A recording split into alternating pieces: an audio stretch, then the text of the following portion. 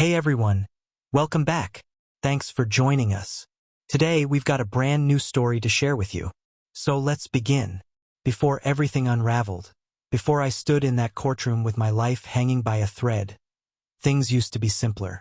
Stonemore wasn't exactly a hotbed of excitement, but it offered stability. Predictable days, familiar faces, and the comforting rhythm of routine. It wasn't thrilling, but it worked.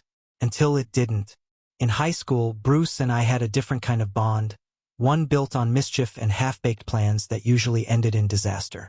Back then, he wasn't the straight-laced preacher everyone knows now. He was just a kid trying to escape the weight of his father's expectations. I still remember the night we broke into Mr. Greenlee's scrapyard, determined to hotwire an old Pontiac just because we could. We failed. Spectacularly. Nearly got torn apart by the old man's dog and spent the night crouched in a ditch, laughing so hard we could barely breathe. That was Bruce, hesitant but game. Always one step behind me, but never afraid to follow. Everything shifted after he met Cheryl at Bible college. His letters, because Bruce actually wrote letters back then, started sounding more like sermons. He stopped swearing, started praying before meals, and traded our Friday night beer runs for theological debates. I figured it was a phase. I kept waiting for him to loosen up, shake off the holier-than-thou act, and come back to being the guy who once dared me to climb the water tower at midnight. But when he came back to Stonemore with Cheryl, ready to build a life as a man of God, I realized something. I'd lost my best friend to something I couldn't compete with: righteousness. Mr. Erickson, another word out of you and I'll hold you in contempt. The judge's face turned a blotchy red, her expression so over the top I had to fight the urge to laugh. Mr. Young, control your client, she snapped. My lawyer, Bert Young, who, if things went as planned, would soon be my partner at his firm, gave me a look that needed no translation. Shut up or spend the night in a holding cell. Even the court reporter was struggling to keep a straight face, probably expecting me to unleash a string of expletives. Across the courtroom, 3 people sat stiffly, avoiding my gaze. Bruce, my ex-best friend, looked worn down. Robin, my soon-to-be ex-wife, radiated humiliation. And Cheryl? She was seething, her anger palpable now that all their dirty laundry was on public display. How did I end up here, being scolded by a judge I barely respected in a courtroom full of people I used to trust? Let's rewind. My name's Jack Erickson. I'm 32. A foreman for the city maintenance department of Stonemore, Colorado. I took the job right after high school and never left. In the winter, I clear snow from the roads. In the summer, I fix whatever needs fixing. It's not glamorous, but it's honest work. Robin and I live in a modest 4-bedroom house in an older neighborhood, nothing fancy, but a far cry from rough territory. Our neighbors, Tom and Jerry McBain, live next door. Bruce and Cheryl Harris live directly behind us. Growing up, Bruce and I were inseparable. I dragged him into more trouble than he could handle, and his ultra-religious parents hated me for it. He grew up to be a preacher. I grew up avoiding church altogether. Tuesday night, I got home after a brutal 16-hour shift. A summer storm had ripped through town, and I'd been supervising crews all day, clearing branches, unclogging drains, and patching flooded streets. Exhausted, I was ready to warm up some leftover meatloaf and call it a night. Robin barely acknowledged me when I walked in. She was in the shower, distant as ever. Our marriage had become little more than awkward small talk and a lackluster Saturday night routine. I checked out months ago. By 10, I was debating whether to crash early when my phone buzzed. Probably Bruce, ready to complain about the Rockies' latest loss or ask for help fixing something at his church. It wasn't. City Dispatch reported a water main break near Birchwood Mall. I grabbed my gear, debated telling Robin, and decided against it. Didn't seem like she cared where I was anyway. By the time we finished the job, it was almost noon the next day. Exhausted but satisfied, I pulled into the driveway, ready to crash until my next shift. The house was quiet. Robin was gone, off doing whatever she did all day, which definitely wasn't housework. I grabbed a beer, made a sandwich, and then I heard it, moaning. Loud, intense, unmistakable. I froze, my grip tightening on the bottle. The sound was coming from upstairs. "So that's why you've been distant," I muttered under my breath, reaching into the coat closet. My hand closed around my Kimber .45. Hard pounding, I crept up the stairs.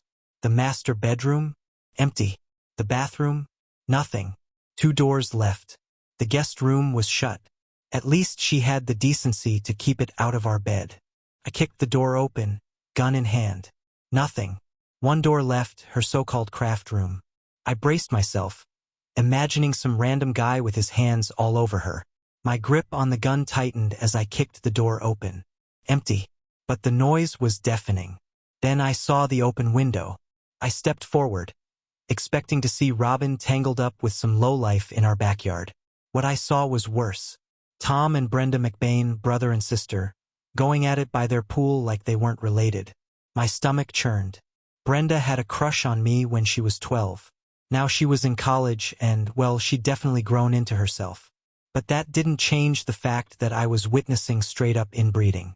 I wanted to look away, but my brain refused to cooperate.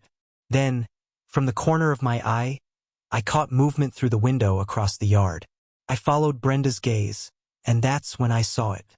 Bruce, undressed, on top of someone. Not Cheryl. Robin. My wife. The realization hit me like a sledgehammer to the chest. Holy hell! I roared. Everything stopped. Brenda and Tommy scrambled inside, still half-dressed, their panic evident as they stumbled over each other. Their shame barely registered. I had bigger problems. I turned back, hands trembling with rage, but Bruce's window was already empty. "You cheating liar!" I growled, my voice cracking as I stormed downstairs, heart pounding. In the den, I yanked open the cabinet, grabbed my Mossberg bullpup, and shoved in a shell of double-aught buckshot. Bruce was a dead man. Robin was done. Hell, even Cheryl's cat and parakeet weren't safe at that moment. I charged toward the front door, ready to kick it down and turn them both into Swiss cheese. But halfway down the driveway, I froze, breathing hard, gripping the rifle so tightly my knuckles ached. And then, everything clicked. The messy house, the frozen dinners, the lack of affection, the constant, long showers. It all made sense. I climbed into my truck, slammed the door shut, and tore out of the driveway, heading straight to Lowe's. My thoughts were spiraling, each one more infuriating than the last. She didn't cook because Bruce had drained her. She didn't clean because she was too busy playing house with him. But the real question, the one that burned in my chest, was why? Why betray me? Why throw everything away? At Lowe's, I grabbed 3 new lock sets, barely registering the familiar faces around me. Jeannie from the paint section waved. I gave her a curt nod, too wound up for small talk. Back home, I spotted Tommy and Brenda loitering near my driveway, looking like kids caught sneaking out after curfew. Brenda attempted a weak smile. Mr. Erickson, we didn't mean to." "Save it." I cut her off, my voice cold as ice. "I don't care what you two do. Screw each other until you fall apart. It's got nothing to do with me." They scattered like spooked deer, though Brenda couldn't resist sneaking a glance at my hips before slipping inside. I ignored her, dumped the locks on the counter, grabbed my toolbox, and headed for the front door to start replacing them. That's when I saw him, Bruce, sitting at my kitchen table like he owned the place. I stopped dead in my tracks, blood boiling. "What the hell are you doing in my house?" He had the audacity to give me that calm, preacher man look. Too calm. "I came to talk. As a friend." I laughed. A sharp, bitter, humorless sound. "A friend? You mean the kind that screws my wife behind my back? Jack, let's not make this worse than it is."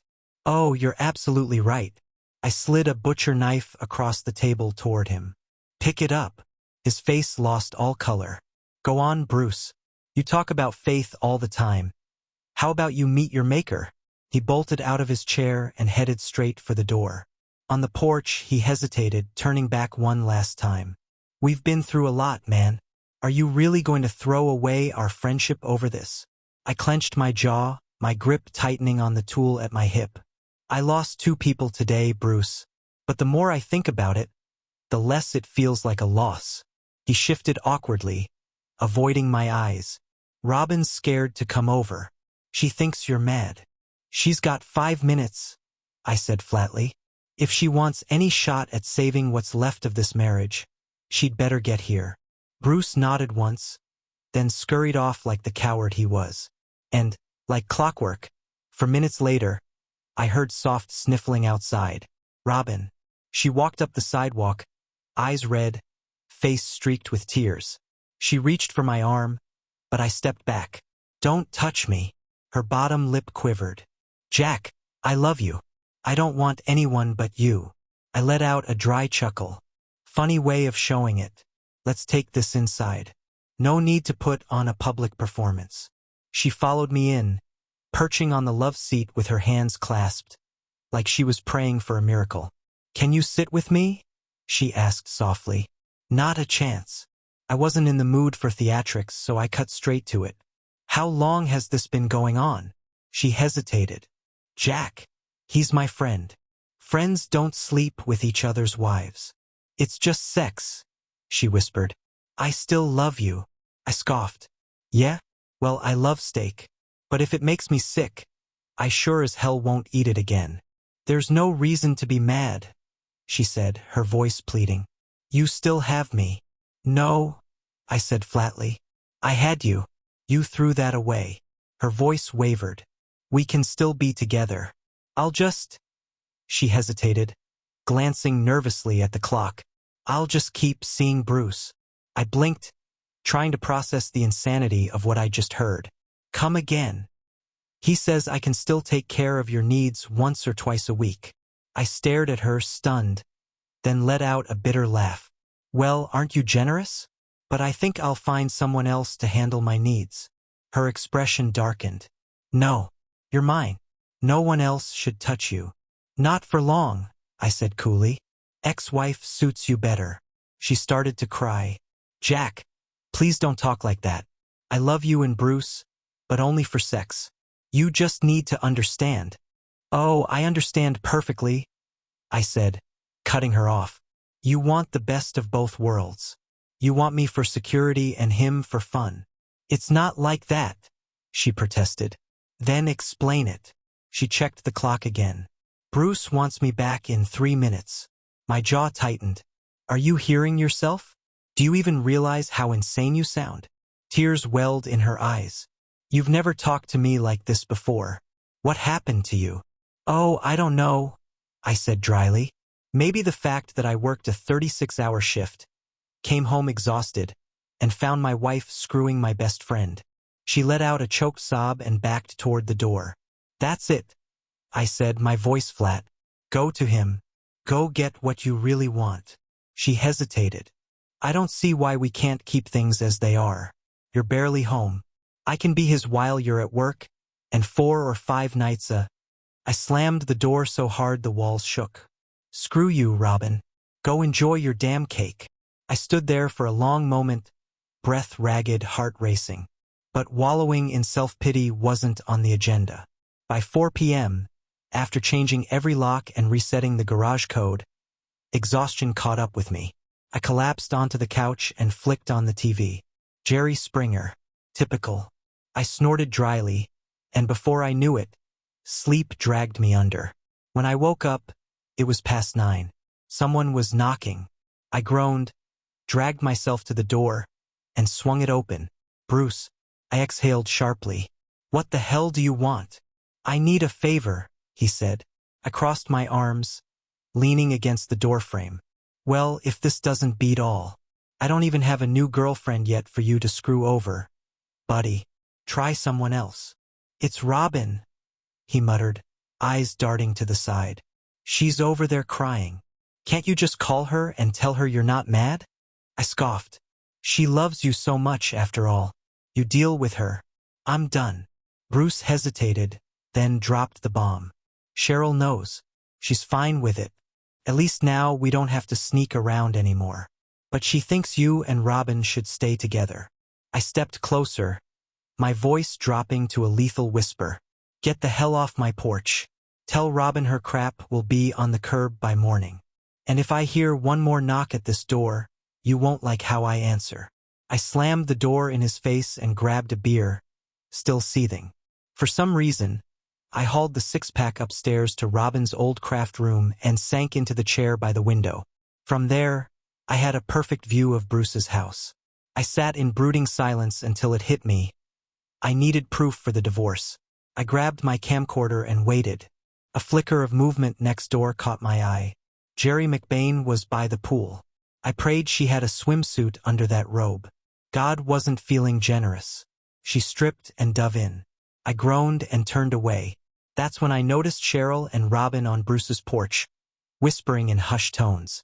Moments later, headlights swept the driveway. Tom was home from his restaurant shift. He strode toward the pool, stripping off his shirt as he went. I ran a hand down my face. What did I do to deserve this day? A splash shattered my focus. Tom had dived in and was now resurfacing beside Jerry. They drifted together, locked in a casual embrace, their conversation drifting across the night air. "How was work?" Jerry asked. "Absolute chaos," Tom sighed. "Had to let one go. Caught him smoking dope on break." "You warned him," Jerry murmured. "I did," Tom admitted. "But it still sucks." He shifted topics. "Anyway, heard something interesting today." "Oh," Jerry's curiosity piqued. "Spill." "Jack kicked Robin out," Tom revealed. "What?" Jerry sounded genuinely surprised. "Yeah." Tommy and Brenda saw Bruce and Robin messing around, right through his window. Jack must have walked in on them, lost his mind, stormed off, came back with a bag from Lowe's, and changed the locks. When Robin got home, he slammed the door in her face and called her a hoe. Jerry exhaled sharply. "Unreal. I should check on Jack." Tom's voice lowered. "Honestly, I'd keep my distance from Bruce if I were you. Something about the way he looks at you and Robin has always rubbed me the wrong way." A chill ran down my spine. "Sick creep," Tom added. "Brenda's bringing Jack a cake tomorrow. She likes the guy. Says he's rough around the edges but solid." "I saw him near the mall this morning," Jerry noted. "Hard hat and all." "Yep," Tom chuckled. "You and your thing for construction workers." "Maybe I should get Jack to model for me," Jerry teased. I shuddered. For years, I'd wondered if Tom and Jerry were a couple. Now I wasn't sure I wanted to know the answer. "You're terrible," Jerry laughed. "I just don't get why Robin chose Bruce over Jack," Jerry said, smirking. "Careful," Tom murmured, his voice softening. "You're starting to sound jealous. You know you're my one and only." That was my cue to check out before things got any weirder. Sleep wasn't likely, but at least I could avoid the mental image of Tom and Jerry getting cozy. I switched on the radio. Late-night grindcore. Cannibal Corpse blasted through the speakers. "Make them suffer," I whispered, my fists clenching. "Make them suffer," I said louder, and I meant it. The next morning, a loud pounding yanked me out of sleep. I threw open the door, ready to unleash hell on Robin. But it wasn't her. It was Cheryl Harris. I sighed. "Oh, it's you. If you're here for Robin's stuff, it's not packed yet." Her expression was tight. "Jack, let her come back." I laughed. A sharp, bitter sound. "And here I thought you were about to ask for something reasonable." I started to close the door, but she wedged her hand in. "She's hurting Jack," Cheryl pressed. "She made her choice," I said flatly. "I'm stepping aside." "She can't stay with us," Cheryl argued. "We have an image to uphold." I scoffed. "Maybe you should have thought about that before dragging her into whatever twisted little arrangement you and Bruce have going on." Her eyes narrowed. "Why can't she just stay here?" I laughed incredulously. "Are you serious? She chose Bruce over me. And the best part? You don't even care." "She still loves you," Cheryl insisted. "We all love you, Jack." My jaw tightened. "Bruce is dead to me. So is she." "You don't mean that." "Oh, but I do." Cheryl inhaled sharply. "She's still willing to take care of you, you know?" I clapped my hands together mockingly. "Oh, so let me get this straight. I pay all the bills, she keeps screwing you too, and in return I get a half-hearted tug once a week? Meanwhile, Bruce gets his little harem, and I foot the bill? Or do I at least get some quality time with you? Cheryl sneered. Sorry, Jack. I'm a one-man woman. I chuckled dryly. Man, I'd love to meet one of those. Guess I'll have to go find her myself. I pointed to the curb. Tell Robin her junk will be out there in an hour. Cheryl's expression darkened. Stop acting like a caveman. Bruce and I have reputations to protect. I smirked. Sounds like your problem. I slammed the door and headed to the kitchen. Bacon sounded good. Screw their reputation. They actually thought I'd just roll over and accept this? Not happening. Make them suffer. The phrase looped in my head. I picked up my phone and dialed a guy from work. Someone who knew a thing or two about brutal breakups. His divorce had been the stuff of tabloid trash. A sordid mess involving his wife and her own brother. Real-life Jerry Springer chaos. He didn't mince words. You need the best, he said, and gave me the number of a law firm notorious for making sure men didn't get taken to the cleaners. Crosby, Stills, and Nash. By noon, I had an appointment. While I waited, I packed up Robin's things, dumped them unceremoniously on the porch, and slid her car keys under the mat. No excuses left to knock. Then I headed to the bank, canceled the joint credit cards, closed our shared account, and opened a new one in my name. The banker mentioned Robin had a separate card linked to the account. No problem. I had the billing address switched to Bruce's place. Let him deal with it. At 1 o'clock sharp, I walked into the law office, hoping to land David Crosby, a legendary courtroom bulldog known for dismantling his opponents with surgical precision. Instead, I got Burt Young.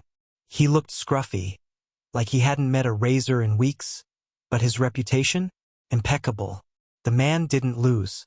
He skimmed through my documents, called in his paralegal, and rattled off a rapid-fire list of instructions.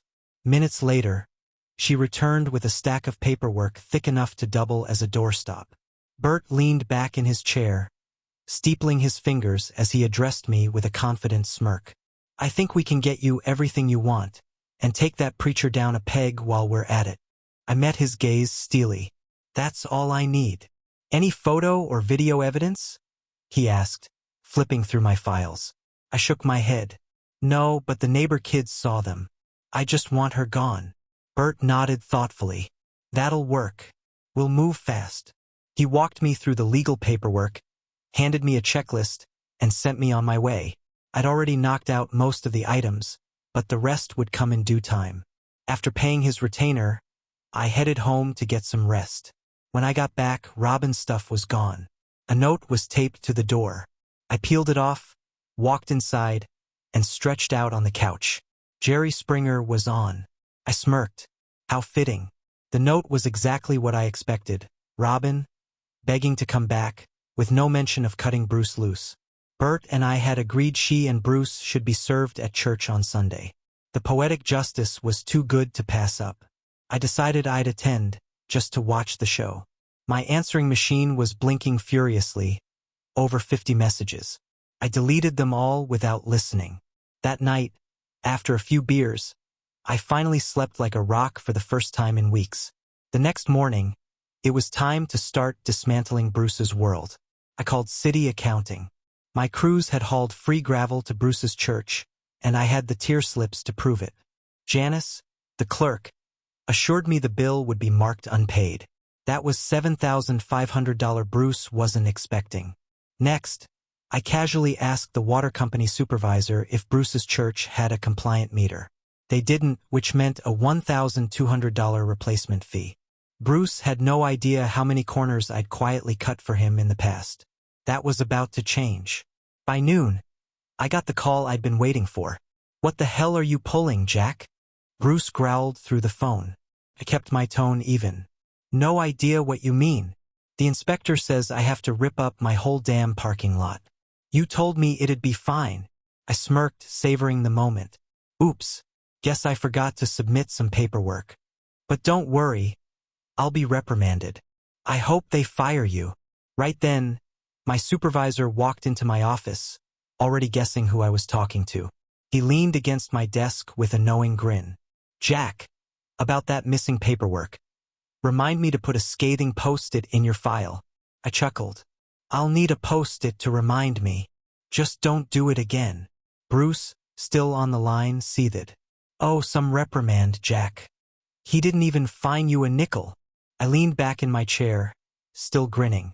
Yeah, but he did process my tear slips, so expect a bill. Bruce hung up with a furious click. That night, I hit Mobby's bar for a few beers. By 11, half the bar had heard my story, either from me or someone else. And just like that, a full-blown anti-Bruce campaign was in motion. One of my cop buddies joked that Bruce might find himself getting pulled over more often. A firefighter friend decided Bruce's church was due for a fire safety inspection. Those places always have violations, he said with a grin. We usually go easy, but Tony will want to protect the congregation. Sheila Torres from the county clerk's office smirked. Wouldn't be surprised if an error pops up in Bruce's property tax records. Maybe a past due amount. By Saturday morning, I was in my garage, trying to work. My backyard was no escape. Between the half-dressed mutants next door and the swapping degenerates behind them, it was anything but peaceful. I was restoring a cabinet when I felt someone watching me. I turned, ready to tell Robin to get lost, but locked eyes with Brenda instead. Hi, Mr. Erickson, she said, her voice overly sweet. What do you need, Brenda? She handed me a USB stick, her fingers lingering longer than necessary. I forced my gaze off her barely covered body and back to her face. I recorded something last week. Thought it might help your case. I'll check it out. She turned to leave but glanced back, her eyes unreadable. It's my pleasure to help, Jack. Have a good one. I frowned. She'd never called me anything but Mr. Erickson before.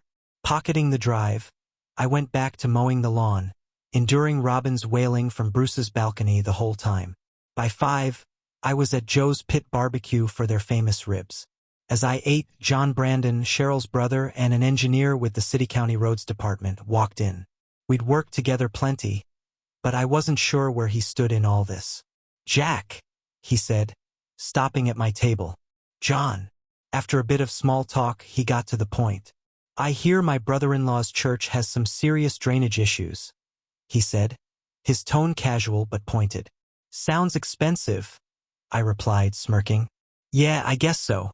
He clapped my shoulder. Glad someone's finally making that dirtbag pay. Remind me never to piss you off. When I got home, I remembered Brenda's USB. Plugging it in, I opened the only file and froze. The screen filled with Brenda, leaning out of her bedroom window, her fingers working furiously between her legs, while she stared at me mowing the lawn. Jesus Christ. Then, I saw why she'd given me the video. Tommy had zoomed in on Bruce, Robin, and Cheryl, tangled up on their terrace, just 50 yards from my house, right under my nose. But now I had proof. I made the call. The video would serve a purpose long before we ever set foot in court, to make them suffer. For the first time in years, I was up early on a Sunday, ready for church. Coffee, a bagel, and then off to Vinewood Presbyterian. I arrived 20 minutes ahead of the service. In the parking lot, I noticed 3 other men who, like me, didn't seem like regulars. Inside, I slid into the 3rd pew, blending in as just another face in the crowd. I spotted Robert Donovan, the church's AV technician, who also happened to work on my park crew. He owed me a favor. A glance at the bulletin told me everything I needed. The perfect moment would come right after the offering. The choir entered, and there they were, Cheryl and Robin, strolling in together, blissfully unaware. Bruce followed, droning on about forgiveness. I almost laughed. He knew I was there, but conveniently skipped over the 7th commandment. We sang a few hymns. Then the offering plates made their rounds, eventually landing in Robert's hands. He would count the collection while Bruce preached, ensuring Anne, the secretary, could deposit it later. Everything was falling into place. Finally, it was time. Bruce stood at the pulpit, welcoming new guests as was customary. He invited any visitors to introduce themselves. Right on cue, my 3 guys stood and walked forward. A kid sitting next to me poked my arm. "You're new too, mister," he whispered. His mom swatted the back of his head. I chuckled quietly as Bruce smiled and shook hands with my guys. The first to speak was a young brunette. "I'm here to see Cheryl Harris." Cheryl frowned and stepped forward, clearly puzzled. Next, a pimply redhead took the mic. "I'm here to see Robin Erickson." Robin hesitated, glancing at Cheryl, then reluctantly joined her. Finally, Neil Young, the boss's son, stepped up. "Bruce Harris, Cheryl Harris, and Robin Erickson. You've been served." Each cheater was handed a packet of legal documents. Bruce's face turned crimson. He snatched the mic back, rage practically oozing from him. "Why have you defiled my sanctuary?" Right on cue, Robert hit play. The church projector lit up, revealing Bruce, Cheryl, and Robin on their terrace, undressed and unmistakable. The congregation erupted in horrified gasps. At least 5 old ladies fumbled frantically with their jitterbug phones. The chaos was beautiful. Bruce was still processing his humiliation when, suddenly, an old woman hobbled forward and smacked him square in the groin with her cane. Robin screamed. Then she spotted me. With a shriek, she bolted straight toward me. But Bruce, doubled over in agony, wasn't going anywhere fast. He wouldn't have run even if Nazis were chasing him. I sprinted for the exit, only to crash headlong into a cop. A few days later, after the dust settled and the DA declined to press charges against me, Bruce installed a privacy fence. It was the same fence required by the newly issued restraining order that kept me 100 feet away from his church unless it involved city business. Even better, the order included Robin, and any contact they wanted to have with me had to go through my lawyer, Burt Young. When I told Sonny Bono, our assistant DA, how I'd slipped the USB drive into the offering plate for Robert to find, he actually laughed. Bruce had tried to push for trespassing charges, but since the church was technically public property, he had no case. Robert, meanwhile, lost his job, but quickly landed a better gig at the Presbyterian church across town. Bruce, likely trying to minimize the scandal's fallout, didn't bother fighting it. 2 days later, Burt called. "We're in front of Judge Sonia Kagan in 2 weeks, he said. "Great," I muttered. "She's tough," Burt warned. "Tends to side with wives. But since you already own the house, she can't do too much damage." "What about alimony?" "That's the part one don't like," he admitted. "She always awards it, even to cheaters." At work, things were smooth for the most part. My boss was fresh out of college and smart enough to leave me alone. 2 other quadrant supervisors worked hard and didn't micromanage. Then there was Marvin Taylor. Marvin was the worst supervisor in the entire city. He didn't trust his foreman, didn't help his crews, and had a knack for making any situation worse. Guys joked they'd rather pluck their ball hair with pliers than deal with him. Some thought Marvin had dirt on someone at City Hall. Others whispered that he was the mayor's secret boyfriend, which seemed like the only logical reason he still had a job. Thanks for listening. This story isn't over yet, and things are about to get even more intense. Stay tuned for the next part to see what happens next.